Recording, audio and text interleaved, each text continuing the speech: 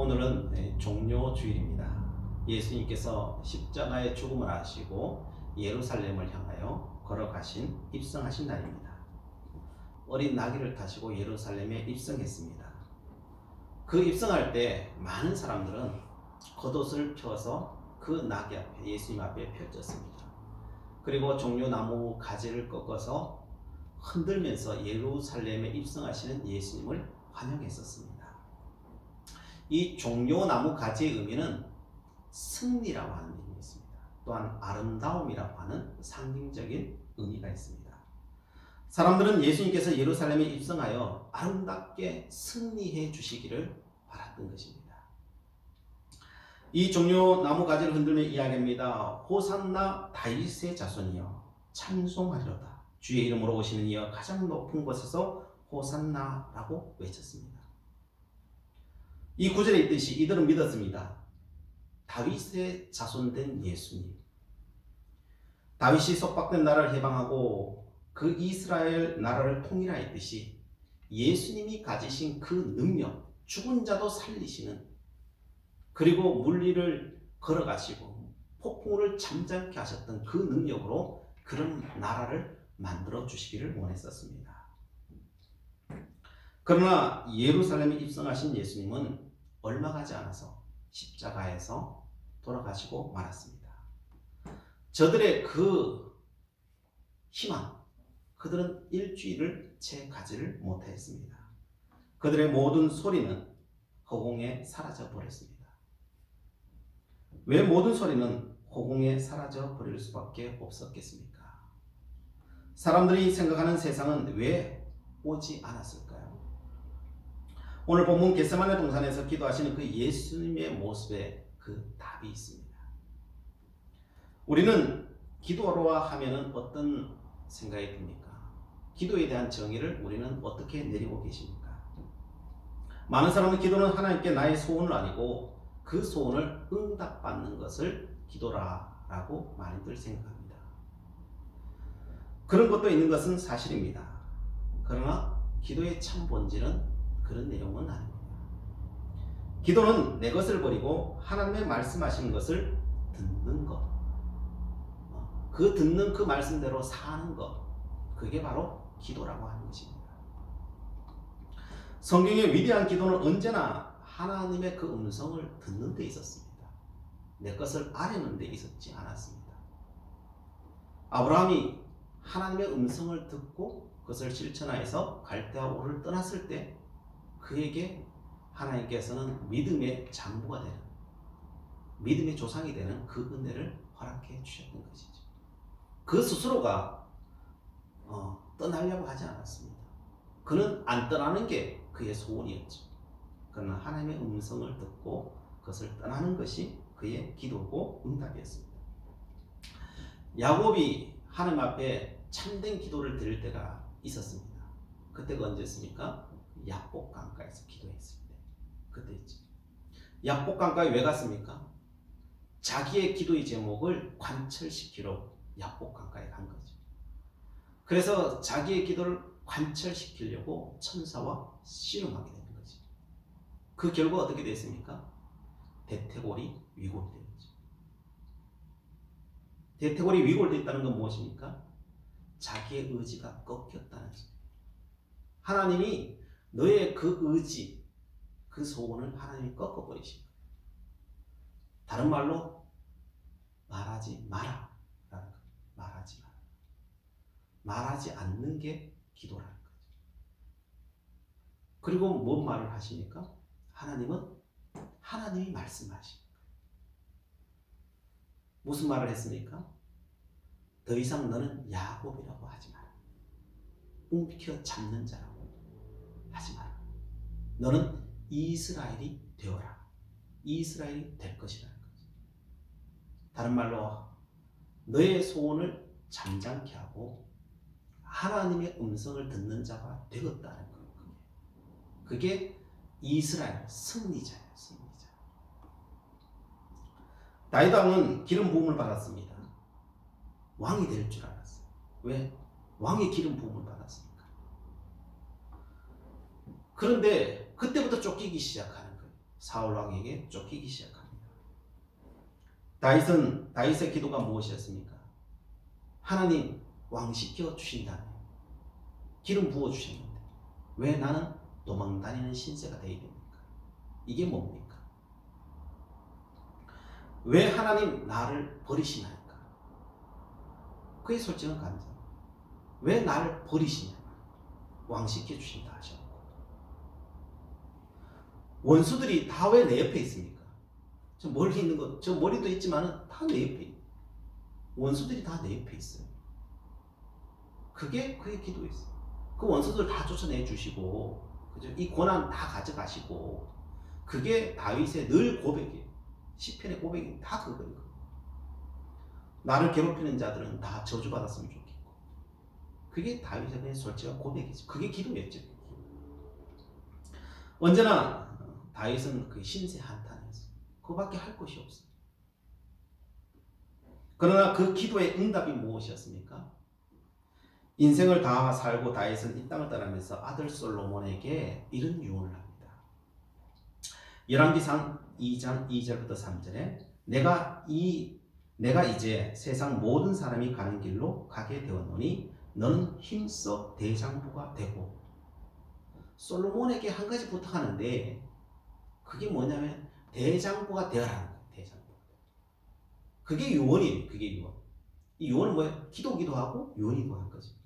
그래서 대장부 돼. 이게 솔로몬이 마지막 한 말이에요. 다윗이 한 말이에요. 그러면 어떤 대장부가 되느냐? 대장부가, 다윗이 정의한 대장부는 뭐냐? 이런 의미죠. 내 하나님 여호와의 명령을 지켜 그 길로 행하여 그 법률과 계명과 율례와 증거를 모세 율법에 기록된 대로 지키라. 이 대장부라고 하는 것은 나의 소원이 아니라 하나님의 명령과 그 길과 법률과 계명과 율례와 증거를 지키면 대장부라는 거예요. 그렇게 되면 어떻게 된다는 것입니까? 그리하면 내가 무엇을 하든지 어디로 가든지 형통할지라. 그렇게 되면 형통해진다. 우리의 기도가 다 뭐예요? 우리가 하나님 앞에 기도하는 이유가 뭐예요? 다 형통하려고, 그죠? 기도하는 거잖아요. 그런데 그 형통이 어떻게 온다는 거예요? 대장부 되면 온다는 거예요. 대장부. 그런데 그 대장부는 뭐 하는 사람입니까? 말씀을 지키는 자예요. 말씀을 지키는 자. 그런데 그 말씀을 지키는 것이 쉽나요? 잘 되나요? 잘 되면 이런 소리 했겠어요. 다윗이. 말씀 지키는 게 그 내 삶의 표준으로 삼고 살아가는 거, 이게 쉽지 않더라는 거예요. 결코 쉽지 않더라는 거예요. 그랬으면 세상 다 행동했겠죠. 그죠? 근데 그렇게 사는 사람이 거의 없다는 거예요. 그래 못 산다는 거죠, 사실. 왜 안 됩니까? 그 이유는 이 땅의 환경과 자기가 살아왔듯이 그 환경들 때문에 그게 그렇게 안 되더라는 거예요. 나도 지금까지 늘 원망 불평밖에 한 게 없다는 거예요. 그 환경이 그래서. 대장부라는 어떤 사람입니까? 누가 어떤 협박을 한다 할지라도, 내 앞에 어떤 환경이 펼쳐진다 할지라도 그 하나님 말씀 붙들고 살아가리라 다짐하고 나가는 사람이지. 그 사람이 대장부지. 다윗은 자신이 그렇게 살아왔다는 거예요. 어찌 보면 말이 안 되죠, 그죠? 말이 안 되는데 나는 그렇게 살아왔고, 그래서 나는 이렇게 형통했고, 너희도, 솔로몬 너도 그렇게 살아라, 이 소리잖아요. 그럼 너도 형통할 거야, 이 소리잖아요. 근데 다윗이 언제 그렇게 살았어? 그런데 다윗은 내가 그래 살았다는 거예요. 그럼 어떻게 살았어요, 그걸요? 다윗이 그렇게 한 길로 올곧게 갈 수 있었던 것은 자기 의지 때문에 그렇게 한 게 아니에요. 사울이 시도 때도 없이 자기 잡으러 오니까요, 그냥 도망간 거예요. 사실은 도망갈 수밖에 없어서 도망간 거예요. 원망 불평하면서까지 그냥 도망간 거예요. 하나님밖에 붙들 것이 없어서 하나님밖에 붙들 수밖에 없었어요. 다 원수고 다 나 잡으러 온 사람인데, 내 옆에 있는 사람까지 원수인데 누굴 믿어요? 누굴 믿어요? 그래서 하나님밖에 못 붙들었어요. 그거밖에 없어요. 하나님의 음성이 들려오는 대로 불이라도 뛰어들 수밖에 없었어요. 그게 길이었어요. 그런데 나중에 하나님 붙들 수밖에 없었고, 하나님 가라는 곳으로 갈 수밖에 없었고, 하라는 대로 밖에 할 수 없었어요. 그냥 선택지가 거기밖에 없었기 때문에. 어떤 때는 말도 안 되는 말씀 앞에 두렵고 떨리고 앞이 안 보였지만 그렇게밖에 할 수가 없었어요. 이래나 저래나 죽기는 그냥 매 한 가지였어. 나를 죽이는 사울과 사람들의 말을 듣는 것보다야 그냥 하나님 말씀 듣는 게 더 나았기 때문에, 그게 자기에게 다가올 때는 그게 좋아서가 아니에요. 그냥 그게 그래서 그런 거예요. 그렇게 사는 것이 좋은 적은 없습니다. 그 모든 삶은 정말 힘들고 어려웠습니다. 포기하고 싶었습니다. 왜냐하면 하나님이 가라고 하는 그 길은 당장 열매가 안 보였기 때문에. 산 넘어 산이고 산 넘어 산이었습니다. 그러나 나중에 알게 되었습니다. 그 길, 가고 싶지 않은 그 길이었지만 끝에 가보니까 대장부라고 하는 이름이 자기에게 떡 붙어져 있더라고요. 이스라엘의 왕이라고 하는 왕관이 자기의 머리에 쓰여져 있더라는 거지. 말씀을 따르니 시간이 흐르니 형통이라고 하는 것이 내 앞에 있더라는 거예요. 그래서 기도란 하나님의 말씀을 따르게 해달라는 거, 다른 게 아니에요.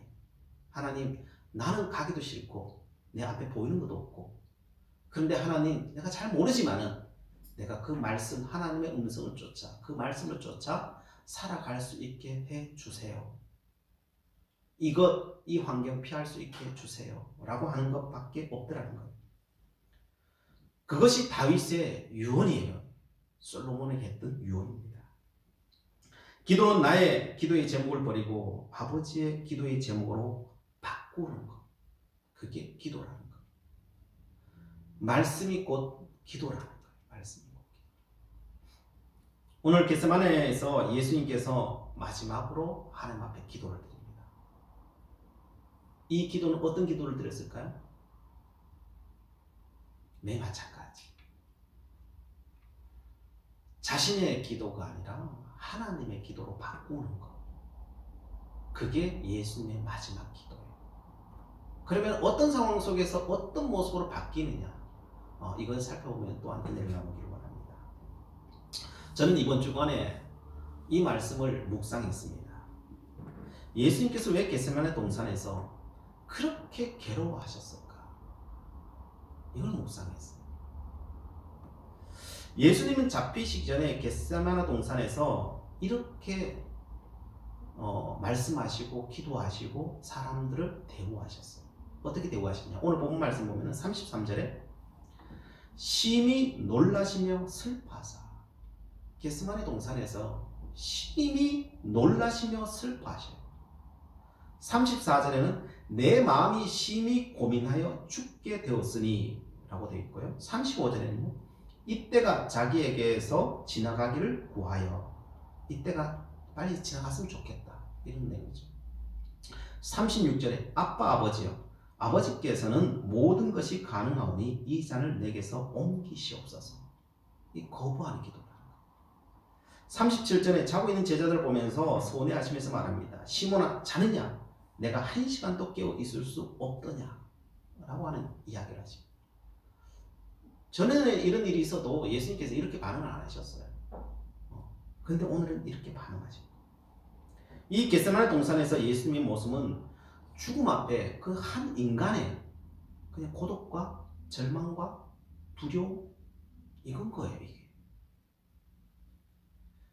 우리는 예수님을 바라보면서 이런 예수님을 우리는 상상한 적이 별로 없어요. 왜요? 예수님은 인생을 대하시면 무엇을 대해도 담대하셨어요. 지금까지 모든 행보는 얼마나 대담했습니까? 국가 권력이 예수님 한 사람 제거하기 위해서 모든 걸 다 동원하고 있어요. 그런다고 눈 하나 깜짝했었어요. 예수님 한 사람 잡으려고 국회의원 다 동원해서 법을 만들어요. 예수님과 동조하는 놈들은 이 나라 백성이 아니다. 모든 관계를 다 끊어버리겠다. 그렇게 말해요. 그래도 어떻게 하였습니까? 서슬퍼런 공권력 앞에서 공권력의 중심 성전에 들어가서 돈 바꾸는 상을 엎어버리시죠. 정말 속 시원하죠. 공권력 제일 앞장선 사람들이 누굽니까? 그 사람의 무리들이 찾아와서 예수님을 시시건건 시비를 겁니다. 마가복음 12장에 보면요. 계속 시비를 걸면서 꼬투리 하나 나오면 그 꼬투리 명분을 삼아서 그 사람을 예수님을 그냥 사라지게 합니다. 그렇게 모든 꼼수를 다 쓰죠.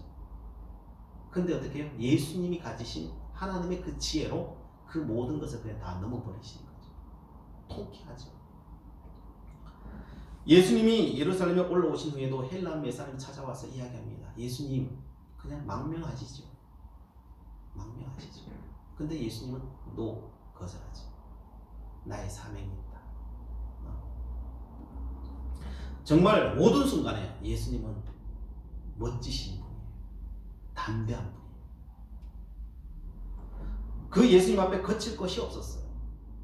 그런데 겟세마네 동산에 왔는데 이제 내일 십자가에 잡히시는데 이 저녁에 잡히시는데 겟세마네 동산에서 예수님은 갑자기 너무나 무기력한 상태가 되어버리는 거예요. 너무나도 인간적으로 봤을 때 실망스러운 모습이 됩니다. 그래서 이번 주간 이 말씀을 붙들고 묵상한 겁니다. 그 묵상이 제목은 그거예요. 그렇게 담대했던 예수님께서 왜 그 죽음 앞에 이렇게 무력할 수 있습니까? 무력해도 됩니까? 이 죽음 앞에서. 그것도 예수님께서 죽으실 것을 몰랐느냐? 그것도 아니잖아요. 예수님 입으로 스스로도 3번이나 그 제자들 앞에서 나는 죽는다 라고까지 다 예언까지 하셨으면서. 그런데 왜 한순간에 무력해지시냐는 거예요. 이해가 안 돼요. 계속 묵상했습니다. 하나님, 예수님께서는 하나님의 아들이신데 인간도 아니신데 이렇게 무기력해질 수 있나요? 그럴 때 묵상하다 보니까요 생각이 떠오르는 거예요. 그렇게 생각하는 것은 그냥 너 생각일 뿐이야. 그런 말이 들려오는 것 같아요. 왜 죽음 앞에서 두려워 떨지 않아야 된다고 너는 생각하니? 꼬리에 꼬리를 물고 오는 생각은 예수님은 우리를 위해 진짜 죽은 거야. 하나님이 진짜 죽는 거야. 하나님의 이름에 죽음이라는 단어를 붙일 수 있겠니? 그 단어가 어울린다고 생각하니? 말이 된다고 생각하니? 하나님이 진짜 죽어야 하기 때문에 그 죽음의 감정이 올라오는 거야. 진짜니까. 그건 절망이야. 이 절망은 인간의 절망과는 비교가 안 되는 그냥 절망이야. 갑자기 찾아온 절망과 죽음의 감정에 예수님은요 그냥 놀랄 수밖에 없었어요. 슬퍼할 수밖에 없었던 것입니다. 왜요? 그게 진짜기 때문에, 하나님의 죽음이시기 때문에 그래요. 그때 그 감정을 성경은 내 마음이 심히 고민되고 나는 숨쉬기조차 힘들다는 거예요. 얼마나 괴로웠으면 이거 지나가게 해달라고 아이가 어머니 바지가랑이 잡고 애원하듯이 그렇게 하는 거예요.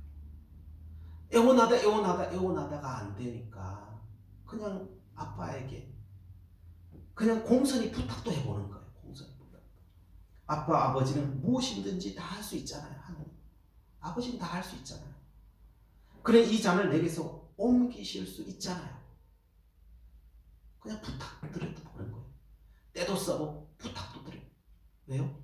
그 절망의 고통이, 그 두려움이 너무 크기 때문에. 그게 진짜기 때문에 그래요. 자고 있는 그 제자들, 기도 하나라도 돕지 않는 그 제자들에게 그냥 꼴 보기 싫은 거예요. 그 죽음의 절망이 너무 커서요. 이 예수님의 모든 감정을 조금이나마 이해할 것 같았습니다. 진짜라서 그렇구나. 진짜라서 죽음 앞에 담대할 수 없는구나. 이 죽음은 우리의 육을 떠나 천국에 이르는 우리 인간 차원의 그런 죽음이 아니구나. 천국은 하나님 안에 있잖아요. 하나님의 죽음은요, 그거 자체로 끝이에요. 뭐 천국이 있고 이게 아니에요. 하나님 안에 천국인데 하나님의 죽음인데 뭐가 있어요? 절대적인 절망이에요. 이거는 인간이 알 수 없을 수도 있겠구나. 내가 아무리 고통을 당한다 할지라도, 내가 절망의 끝자락에 있는다 할지라도 그 예수님의 고통, 그 절망과는 비교할 수도 없겠구나. 그냥 손톱의 때보다도 내 절망은 아무것도 아니겠구나 라고 하는 생각이 들었습니다. 이게 말로 표현이 안 되는 거니까요. 누가는 이렇게 표현했습니다. 누가복음 22장 44절에 예수께서 힘쓰고 애써 더욱 간절히 기도하시니 땀이 땅에 떨어지는 핏방울 같이 되더라. 이건 인간의 언어로 표현할 수 없으니까요. 그냥 형상으로 표현하는 거예요. 그냥 인간의 핏방울이라고 하는 거예요. 그냥 그렇게밖에 표현할 수 없는 거예요.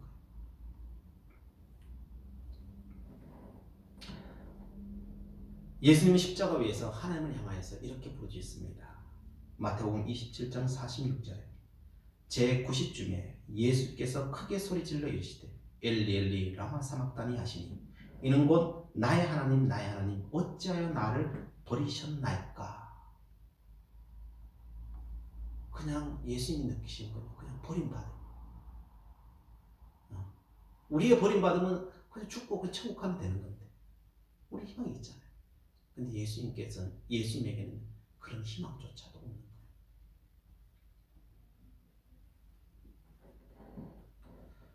영원토록 버림받으시는 그 버림이에요. 존재가 완전히 사라지는 거예요. 너무나도 두려운 감정이고 인간과 만물과 하나님 앞에서 영원토록 멀어지는 그 멀어지는 거예요. 저는 그 감정을 다 이해할 수는 없었지만 그냥 조금은 알 것 같았어요. 조금은 알 것. 우리가 십자가에서 구원받았다는 것은 당연하거나 조금 감사해야 되는 그런 차원이 아니겠구나 라고 하는 생각이 들었습니다. 우리의 구원은 우리가 상상할 수 없는 차원의 그 버림받음과 고독과 절망의 자리에서 우리를 건지셨다는 거예요. 그 우리는 사실 하나님의 사랑을 사실 모른다고 하는 게 맞겠구나. 사실 맞겠구나. 우리가 이런 감정을 느끼는 것은 하나님의 사랑이 얼마나 큰 것인지 우리가 느끼는 감정은 우리도 절망이나 두려움을 느끼잖아요. 이걸 왜 우리에게 주셨을까? 이걸 왜 줬을까? 왜 사랑하시는데? 그것은 하나님의 사랑이 얼마나 큰지 조금이라도 느껴보라고 말씀하시는 그냥 장치요 배려겠구나. 그래서 히브리서 기자는 여기에 대해서 이렇게 말씀하십니다. 히브리서 12장 6절부터 8절에 주께서 그 사랑하시는 자를 징계하시고 그가 받아들이시는 아들마다 채찍질 하시니라 하였으니 너희가 참음은 징계를 받기 위함이라. 하나님이 아들과 같이 너희를 대우하시나니 어찌 아버지가 징계하지 않은 아들이 있으리요. 징계는 다 받는 것이거늘 너희에게 없으면 사생자요 친아들이 아니니라. 하나님의 사랑을 아는 길은 징계받아야 한다는 거예요. 그 두려움과 그 고통과 그 절망을 경험하는 자가 정말 하나님의 사랑을 알 수 있다. 그게 하나님의 아들이라고 하는 증표라는 거예요. 증표라는 거예요. 겟세마네 고통은 믿는 사람이라면 누구나 다 받는 거라는 거예요. 왜 그렇습니까? 우리는 예수님의 자녀이기 때문에 그 예수님의 그 십자가와 고통과 절망의 끝자락에서 우리를 건져내셨기 때문에 그렇다는 거예요. 우리는 이 징계를 통하여 아버지의 사랑, 예수님의 사랑을 조금이나마 알 수 있다는 거예요. 조금이나마 알 수 있다. 그래서 이런 생각이 떠올랐습니다.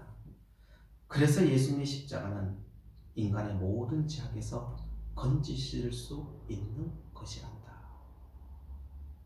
온 인류의 죄악의 무게보다 예수님이 짊어지신 고통의 무게는 훨씬 더 무거운 것이란다. 성도 여러분, 우리는요, 우리의 고통의 무게가 더 무겁다고 생각해야 되지.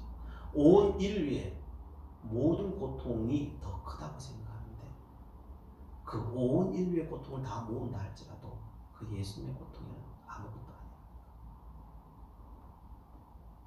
성도 여러분, 우리는 지난 2주간 아니 사순절 기간에 이 코로나 때문에 우리는 기도하는 시간이 더 많았을 것입니다. 이 모든 시간은 사실은 예수님의 사랑을 알아가는 시간이라는 거예요. 사실. 이 기도하는 이때 우리의 소원을 아뢰는 기도도 또 드려야 되겠지만 적어도 이 고난주간, 이 종료절에 있는 이 고난주간에는 우리의 기도를 잠시 접어두고 하나님의 말씀에 귀를 기울이는 시간이 된다면 우리의 기도는 정말 하나님이 기뻐하시는 기도가 될 것입니다. 이 하나님의 말씀을 듣는 시간을 통해서 다윗은 대장부가 되었어요. 예수님은 겟세마네 동산에서 하나님의 음성을 듣는 그 기도를 통하여서 인류를 구원하시는 예수님이 되셨고, 다가오는 그 두려움, 그 절망을 그 예수님의 음성을 들음으로 인해서 극복할 수 있고 십자가를 지러 나아가셨던 것입니다. 그래서 우리에게 닥쳐오는 이런저런 어려움들 많이 있을 것입니다. 이것을 넘을 수 있는 길은 단 한 가지라는 거예요. 하나님의 말씀을 들으라는 거예요. 이 시간 하나님의 말씀을 펴라는 거예요. 그리고 그 말씀을 내가 어떤 상황 속에서도 내가 지켜내리라. 내가 하나님 가겠습니다. 못 가면은 이 환경 저 환경을 통하여서라도 다윗을 인도하셨듯이 나를 인도해 주시옵소서. 그래서 다윗에게 주셨던 그 대장부의 이름을 주시고 그 형통의 이름을 나에게 주시옵소서 라고 우리가 기도하며 나아갈 때 놀라운 은혜는 우리 앞에 와 있을 것입니다. 기도하시겠습니다. 사랑의 하나님, 오늘 겟세마네 기도를 보았습니다. 예수님의 죽음 앞에 무기력함을 통하여서 예수님의 진정한 사랑과 깊이를 조금이나마 알게 하심에 감사합니다. 또한 하나님의 말씀을 듣고 받아들일 때 다윗을 대장부로 예수님을 인류의 구원자로 세우셨음을 보았습니다. 저희들도 듣는 마음을 주시사 말씀 앞에서 순종하게 하시고 겸손히 나의 십자가를 지고 주님을 뒤따르는 주의 자녀되게 하옵소서. 예수님의 이름으로 기도드리옵나이다.